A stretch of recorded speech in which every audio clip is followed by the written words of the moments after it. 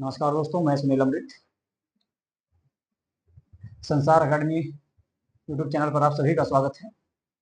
UPSC 2025 के लिए T20 series हम लोग देख रहे हैं और इससे पहले हम लोग 12 सेट कंप्लीट कर चुके हैं। ये 13वां सेट रहेगा। तो मूल विधि हम लोग इसमें पढ़ रहे हैं। तो मूल विधि का ये 13वां सेट है। इससे पहले 12 सेट कंप्लीट हो चुके हैं। यदि आप लोगों ने वे क्लासें नहीं देखी, प्लीज उन क्लासों को भी जाकर देख ले और भाई हमारे यूट्यूब चैनल को भी आप लोग सब्सक्राइब जरूर कर ले करो। चलिए जी, तो करते हैं आज की क्लास को स्टार्ट। सबसे पहला क्वेश्चन देखते हैं आप लोगों के सामने कौन सा आता है। तो सबसे पहला क्वेश्चन है, उत्तर प्रदेश से जमींदारी का समापन कब हुआ। उत्तर प्रदेश से जमींदारी का समापन कब हुआ, इसके बारे में आप लोगों को बताना है कि उत्तर प्रदेश से जमींदारी का समापन जो हुआ वो किस वर्ष हुआ था।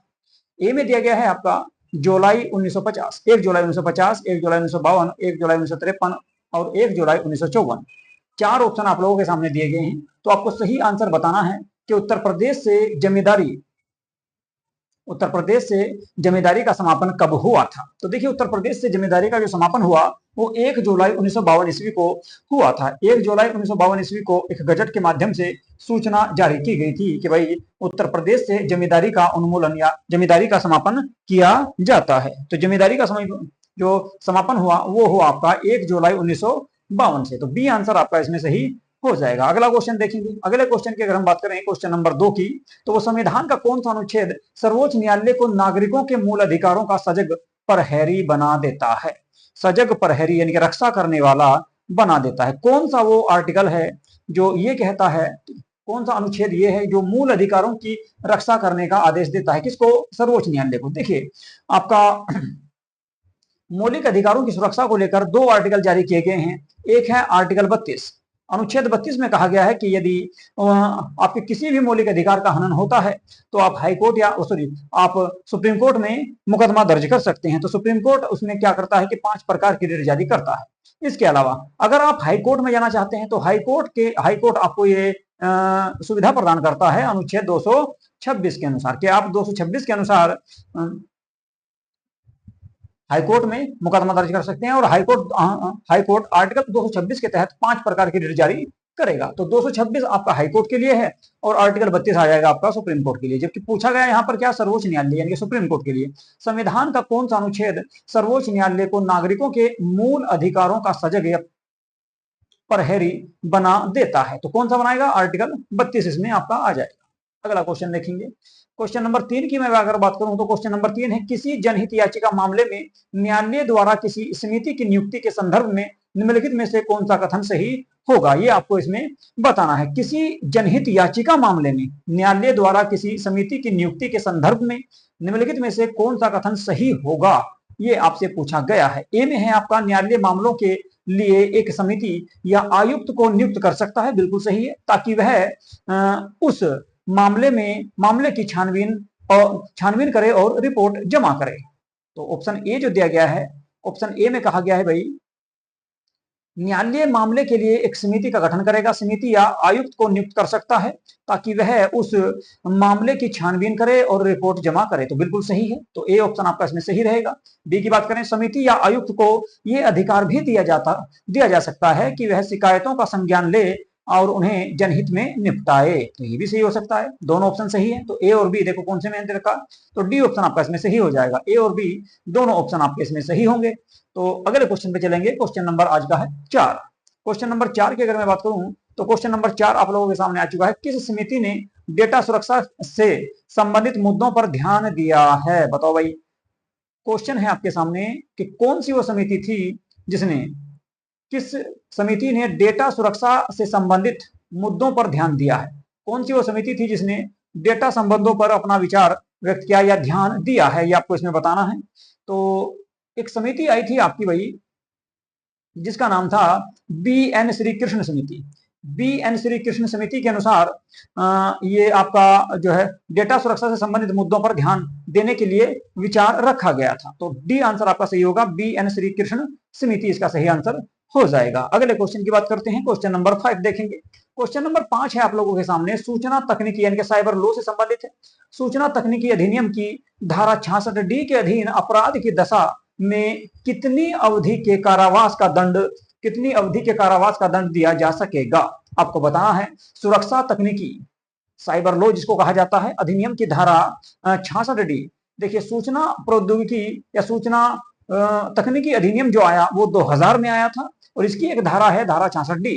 धारा 66D में ये कहा गया है कि भाई यदि कोई अपराध का दोषी पाया जाता है तो उसको कम से कम आप 3 वर्ष की सजा दी जा सकती है, 3 वर्ष का उसको कारावास दिया जा सकता है। तो 3 वर्ष का उसको कारावास दिया जा सकता है, और उसके साथ साथ उसमें जो है आपका 1 लाख रुपए का जुर्माना भी रखा जा सकता है। 1 लाख रुपए का जुर्माना भी रखा जा सकता है, और 3 वर्ष का कारावास भी हो सकता है, या फिर दोनों में से एक भी किया जा सकता है। या तो उसको 3 साल की सजा हो सकती है, या फिर 1 साल का कारावास हो सकता है, या फिर दोनों भी हो सकते हैं। तो आंसर इसमें आपका देखा जाए तो डी ऑप्शन आपका सही हो जाएगा, 3 वर्ष।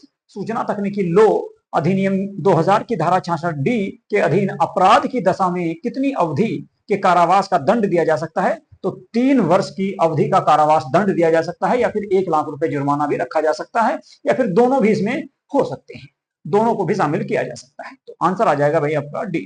चलिए जी, क्वेश्चन नंबर 6 की मैं बात करूं तो क्वेश्चन नंबर 6 भी सूचना प्रौद्योगिकी अधिनियम 2000 से ही संबंधित है। सूचना प्रौद्योगिकी अधिनियम 2000 के तहत लाइसेंस के लिए आवेदन किया जा सकता है। तो कौन सी धारा के तहत आप जो है इसमें लाइसेंस के लिए आवेदन कर सकते हैं, ये आपको बताना था। तो इसका जो सही आंसर होगा वो होगा भाई आपका धारा 22। धारा 22 के तहत आप जो है लाइसेंस के लिए, लाइसेंस जारी करने के लिए आवेदन कर सकते हैं। तो आर्टिकल आ जाए, सॉरी, इसमें सेक्शन होगा 22, यानी कि धारा 22। क्वेश्चन नंबर 7 की बात करेंगे। क्वेश्चन नंबर 7 भी आपका सूचना एवं प्रौद्योगिकी से ही संबंधित ये आपका क्वेश्चन रहेगा। इसको देखते हैं जी। सूचना प्रौद्योगिकी अधिनियम 2000 की विस्तार क्षेत्र क्या है? यानी कि सूचना प्रौद्योगिकी अधिनियम जो है उसका विस्तार क्षेत्र क्या है? देखिए मैंने आपको ये जो है इस तरह का क्वेश्चन कई बार बता दिया है कि 2019 से पहले जम्मू कश्मीर इन आपके कुछ ऐसे कानून थे जिनसे बाहर आया करता था। जम्मू कश्मीर कुछ कानूनों से बाहर था, लेकिन जब से जम्मू कश्मीर से धारा 370 को समाप्त किया गया है तो उसके सारे प्रावधान बिल्कुल भारत के अन्य राज्यों की तरह हो गए हैं। तो अब संपूर्ण भारत पर ये आपका जो है अधिनियम लागू होता है। तो आंसर आएगा इसका भाई डी, संपूर्ण भारत पर। संपूर्ण भारत पर इसका आंसर आपका आ जाएगा।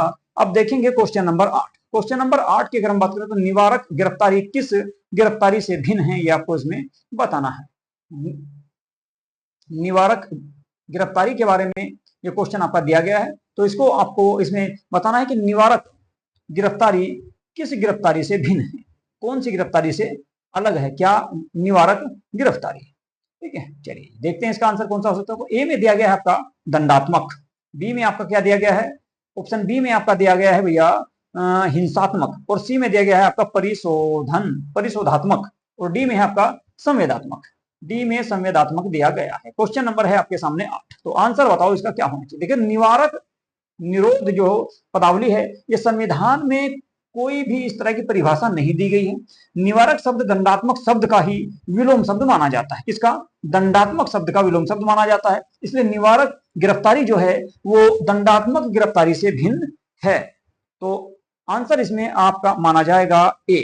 इस हिसाब से देखा जाए तो आंसर आपका ए ऑप्शन से हो जाएगा, दंडात्मक से भिन्न होगा। निवारक गिरफ्तारी किस गिरफ्तारी से भिन्न है? तो दंडात्मक से भिन्न है। चलिए क्वेश्चन नंबर देखेंगे 9।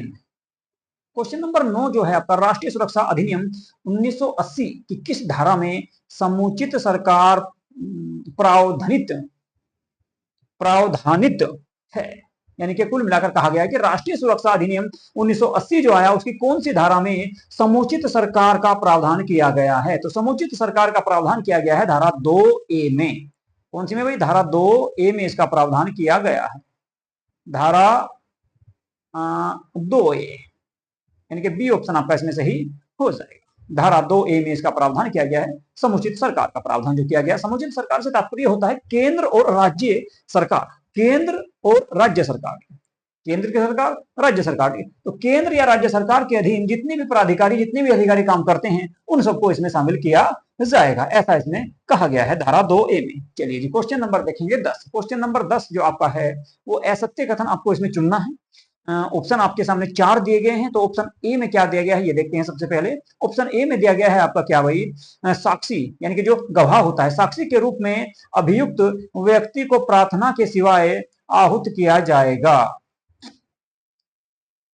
ये सत्य हो गया भैया। साक्षी के रूप में अभियुक्त व्यक्ति को प्रार्थना के सिवाय आहूत किया जाएगा, नहीं किया जाएगा। बी में है आपका अभियुक्त व्यक्ति की साक्ष्य देने में असफलता पर अभियोजन पक्ष कोई टीका टिप्पणी नहीं करेगा। बिल्कुल सही बात है।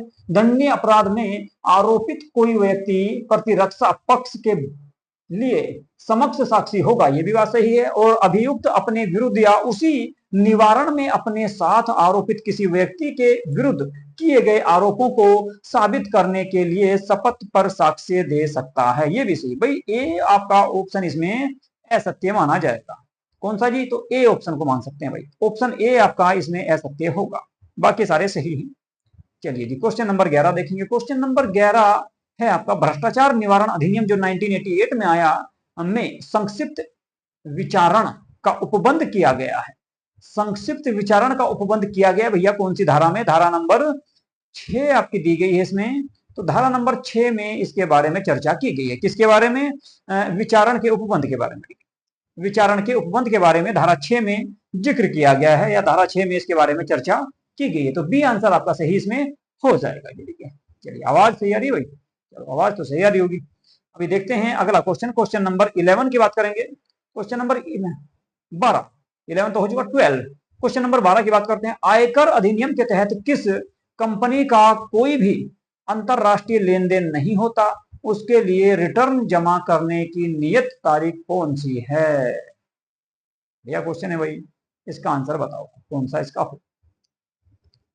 आयकर अधिनियम, देखिए आयकर अधिनियम की अगर हम बात करें तो आयकर अधिनियम आया कब? तो आयकर अधिनियम आया था भैया 1961 में। आयकर अधिनियम आया 1961 में, है जी, 1961 में आया था। इसमें कहा गया कि जिस कंपनी का कोई भी अंतर्राष्ट्रीय लेन देन नहीं है या नहीं होता, किसी कंपनी का अंतर्राष्ट्रीय लेन देन नहीं होता, उसके लिए रिटर्न जमा करने की नियत तारीख, जो तारीख तय की गई वो कौन सी? तो 31 जुलाई है भाई। इसके लिए 31 जुलाई उसके लिए नियत की गई है या निर्धारित की गई है। तो आंसर हो जाएगा भैया 31 जुलाई। तो 31 जुलाई आपका ए ऑप्शन आपका सही हो जाएगा। क्वेश्चन नंबर 12 का। क्वेश्चन नंबर 13 की बात करेंगे। क्वेश्चन नंबर 13 जो है आपका, एक कर्मचारी को प्राप्त शिक्षा भत्ता कर मुक्त है। एक कर्मचारी को प्राप्त शिक्षा भत्ता कर मुक्त है। कर मुक्त यानी कि उस पर कोई टैक्स नहीं देना। तो कौन से पे होगा भाई? देखिए बाल शिक्षा भत्ता जो होता है, बाल शिक्षा भत्ता वेतन भोगी कर्मचारी को 2 बच्चों के लिए प्रति बालक पर 100 रुपए प्रति माह तक की छूट प्रदान करता है, अगर किसी के 2 बच्चे हैं। ठीक है, तो इस हिसाब से देखा जाए तो इसका आंसर अगर मैं बात करूं कौन सा हो सकता है? दिया गया है आपका अधिकतम 3 बच्चों के लिए। जी नहीं, अधिकतम 3 बच्चों के लिए नहीं है, केवल 2 बच्चों के लिए होता है। तीसरे बच्चे पर ये आपको नहीं दिया जाएगा। तो ये तो अधिकतम 2 बच्चों के लिए। बिल्कुल सही है, बी ऑप्शन आपका इसमें सही हो जाएगा। एक कर्मचारी को प्राप्त शिक्षा भत्ता या कर मुक्त जो आपका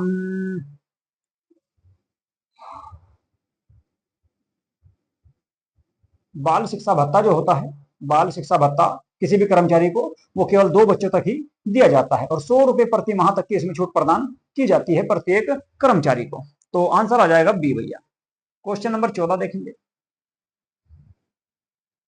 क्वेश्चन नंबर 14 को पढ़ते हैं भाई, क्या है? तो क्वेश्चन नंबर 14 में दिया गया है आपका, केंद्रीय सूचना आयोग ने सूचना का अधिकार अधिनियम 2005 के तहत जुर्माना किस पर अधिरोपित किया है?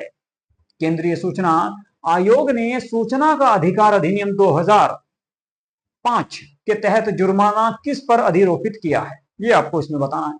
देखिए एक धारा दी गई है आपकी, केंद्रीय जो है आपका सूचना का अधिकार अधिनियम 2005 जो आया था, इसमें एक धारा है, धारा नंबर 20। तो धारा नंबर 20 के अंतर्गत ये कहा गया है कि भैया जो है सूचना का अधिकार, जो सूचना का अधिकार अधिनियम 2005 है, उसकी धारा 20 के तहत, उसकी धारा 20 के अंतर्गत जुर्माना जन सूचना अधिकारी पर आधारित किया जा सकता है। किस पर? जन सूचना अधिकारी पर। तो जन सूचना अधिकारी आपका यहाँ पर तो राष्ट्रपति है, भारत के मुख्य न्यायाधीश है और नागरिक दे रखा, तो जन सूचना अधिकारी इसमें आ जाएगा। वैसे भी आप जो है इसका आंसर तो आपने सही करके दिया होगा। जन सूचना अधिकारी एक ही ऑप्शन में दिया गया, तो सी आपका हो जाएगा। क्वेश्चन नंबर 15 की बात करेंगे। क्वेश्चन नंबर 15 जो है आपका वो दिया गया, सूचना के प्रकटीकरण से छूट प्राप्त है। सूचना के प्रकट या प्रकटीकरण से छूट प्राप्त है, तो कौन सी धारा के अंतर्गत छूट प्राप्त होगी, ये आपको इसमें बताना है भाई। देखिए एक धारा दी गई है, धारा नंबर 8। धारा नंबर 8 के तहत सूचना के प्रकटीकरण से छूट प्राप्त जो होगी धारा नंबर 8 के अंतर्गत दी जाती है। तो सी आंसर इसमें सही हो जाएगा। क्वेश्चन नंबर 16 की बात करेंगे। सूचना का अधिकार अधिनियम 2005 को राष्ट्रपति की अभिस्वीकृति प्राप्त होने की तिथि क्या थी, ये आपको बताना। यानी कि सूचना का जो अधिकार अधिनियम था इसे कब लागू किया गया, तो इसको भाई 15 जून 2005 में इसको लागू किया गया है। 15 जून 2005 15 जून 2005 को ही इसको लागू किया गया है। तो सी आंसर आपका इसका भी सही हो जाएगा। अगला क्वेश्चन देखेंगे, क्वेश्चन नंबर 17। क्वेश्चन नंबर 17 आप लोगों के सामने आ चुका है। अंतरराष्ट्रीय विधि क्षेत्र है। अंतरराष्ट्रीय विधि क्षेत्र कहां तक है आपको बताना है। अंतरराष्ट्रीय संधियां, अंतरराष्ट्रीय रूढ़ियां या न्यायिक विनिश्चय या उपरोक्त सभी, कौन सा आंसर इसमें सही होगा ये आपको बताना है। तो फटाफट क्वेश्चन को पढ़ो और इसका आंसर दो भाई, क्या आंसर इसका हो सकता है। अंतरराष्ट्रीय विधि क्षेत्र, अंतरराष्ट्रीय विधि क्षेत्र की बात कर रहा है भाई। अंतरराष्ट्रीय विधि क्षेत्र कहां तक होता है ये आपको बताना है इसमें, है जी, बता दो फटाफट। तो ऑप्शन ए में जो दिया गया है आपका वो है अंतरराष्ट्रीय संधियां। ऑप्शन बी में दिया गया है क्या, ऑप्शन बी में आपके सामने है भैया अंतरराष्ट्रीय रूढ़ियां। सी में है न्यायिक विनिश्चय। तो ये सभी के सभी इसमें शामिल हैं। तो आंसर आ जाएगा डी। ऑप्शन होगा सही आपका कौन सा, डी इसमें आंसर सही हो जाएगा। उपरोक्त सभी, उपरोक्त सभी इसका सही आंसर हो जाएगा। क्वेश्चन नंबर 18 की बात करेंगे।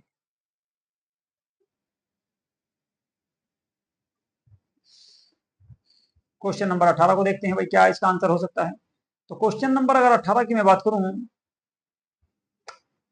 मानव अधिकार से संबंधित है, इसका आंसर बताना है आपको। चलिए तो क्वेश्चन नंबर 18 देखेंगे, पढ़ते हैं क्वेश्चन नंबर 18। देखिए क्वेश्चन नंबर 18 दिया गया है मानव अधिकार से संबंधित है। तो मानव अधिकार संरक्षण अधिनियम जो आया था, पहले तो उसको बता दूं कब आया, 1993 में। मानव अधिकार संरक्षण अधिनियम जो आया 1993 में आया, और इसकी एक धारा है, धारा नंबर 13, नहीं 13 नहीं है भाई, धारा नंबर 40A है। ठीक है, धारा है इसकी कौन सी भैया, धारा नंबर 40A, धारा नंबर 40A। तो मानवाधिकार संरक्षण अधिनियम की कौन सी धारा यह है प्रावधानित करती है कि केंद्र सरकार भूतलक्षी रूप में नियम बना सकती है। तो धारा 40A दी गई भैया, धारा 40A, धारा 40A दी गई। तो धारा 40A में इस बात के बारे में उल्लेख किया गया है कि मानवाधिकार संरक्षण अधिनियम की धारा 40A केंद्र सरकार को भूतलक्षी रूप में नियत या निर्मित करने की एक शक्ति का प्रावधान देती है कि वो कोई भी कानून बना सकती है। अगला क्वेश्चन देखेंगे, क्वेश्चन नंबर 19 की बात करें तो मानव अधिकार आयोग से ही संबंधित है, जो 1993 में आया था भाई। मानव अधिकार आयोग जो बना 1993 में, इसका गठन किया गया। कब, 1993। तो 1993 में इसका गठन किया गया, और इसकी एक धारा है, धारा नंबर 13। धारा नंबर 13 के तहत आयोग को कुछ शक्तियां दी गई। तो इसमें कहा गया कि कौन सी शक्ति नहीं दी गई। तो सबसे पहले दिया गया किसी व्यक्ति को साक्ष्य के लिए समन भेजना। किसी व्यक्ति को साक्षी यानी कि सबूजन गवाह के तौर पर समन भेजना, भेज सकती है, बिल्कुल सही बात है। तो ये तो आपका गलत हो नहीं सकता।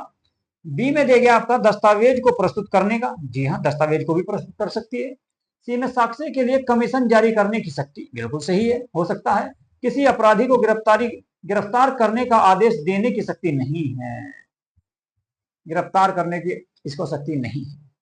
तो आंसर डी ही इसमें आपका शामिल नहीं होगा, तो डी आ जाएगा। देखिए राष्ट्रीय मानवाधिकार आयोग का या सॉरी मानव अधिकार संरक्षण अधिनियम जो आया तो 1993 में आया था। इसकी एक धारा है, धारा नंबर 13। इसमें कुछ आपकी शक्तियां दी गई है आयोग को, कौन कौन सी, जैसे साक्ष्यों को समन भेजना, गवाह को समन भेजना, इसके अलावा शपथ पर परीक्षा कराना, इसके अलावा दस्तावेज को प्रकट करने का आदेश देना, या फिर शपथ पत्र पर साक्ष्य ग्रहण करना, सबूत ग्रहण करना, या फिर लोक अभिलेख या उसकी प्रतिलिपि अपेक्षित करना, या साक्ष्यों या दस्तावेजों की परीक्षा हेतु कमीशन निकालना या कमीशन का गठन करने का भी अधिकार जो है आयोग को प्रदान किया गया है धारा नंबर 13 के अनुसार। तो धारा नंबर 13 उसको ये जो है अधिकार प्रदान करती है। तो क्वेश्चन का आंसर जो होगा, जो नहीं है, वो आएगा किसी अपराधी को गिरफ्तार करने के लिए समन भेजने या आदेश देने का अधिकार इसको नहीं है। क्वेश्चन नंबर 20 की बात करेंगे। क्वेश्चन नंबर 20 भी आपका मानवाधिकार से संबंधित है। मानव अधिकार संरक्षण अधिनियम 1993 की धारा 2C में परिभाषित आयोग के अभिप्रेत है। आयोग के अभिप्रेत क्या होगा भाई, राष्ट्रीय मानव अधिकार आयोग, बी में अंतरराष्ट्रीय मानव अधिकार आयोग, सी में राज्य मानव अधिकार आयोग, उपरोक्त सभी। देखो भाई मानव अधिकार संरक्षण अधिनियम 1993 की बात कर रहे हैं और बात चल रही है आयोग की। आयोग मतलब केंद्र की। तो उसकी धारा सी में कहा गया भैया कि राष्ट्रीय मानव अधिकार आयोग का गठन किया जा सकता है, अभिप्रेत इसको किया जा सकता है। अंतर्राष्ट्रीय न्यायालय का अधिकार इसको नहीं है, राज्य मानव अधिकार आयोग अलग से है, तो उपरोक्त सभी भी नहीं आएगा। तो आंसर सही हो जाएगा ए। ठीक है, तो ये थे आपके भाई आज के 20 क्वेश्चन। आज की क्लास आप लोगों को कैसी लगी इसके बारे में जरूर बताएं। ठीक है, और कल हम जो है अगली क्लास देखेंगे सेट नंबर 14, क्योंकि इससे पहले मैं आपके आज जो है 13 क्लासें कंप्लीट करा चुका हूं मूल विधि की। इससे के बाद हम लोग देखेंगे क्लास नंबर 14 के बारे में बात करेंगे। ठीक है, तो अब की क्लास को या आज की क्लास को करते हैं ये पे समाप्त, और कल से फिर एक जो है नया टॉपिक हम लोग आप लोगों के सामने लेकर आएंगे मूल विधि के कुछ अलग क्वेश्चन जो अब से पहले नहीं हुए हैं। तो चलिए यहीं पे करूंगा समाप्त। यदि आप लोगों ने हमारे YouTube चैनल को सब्सक्राइब नहीं किया है तो प्लीज हमारे YouTube चैनल को सब्सक्राइब अवश्य कर लें और वीडियो को लाइक तथा शेयर भी जरूर कर दिया करो भाई। ठीक है, नमस्कार।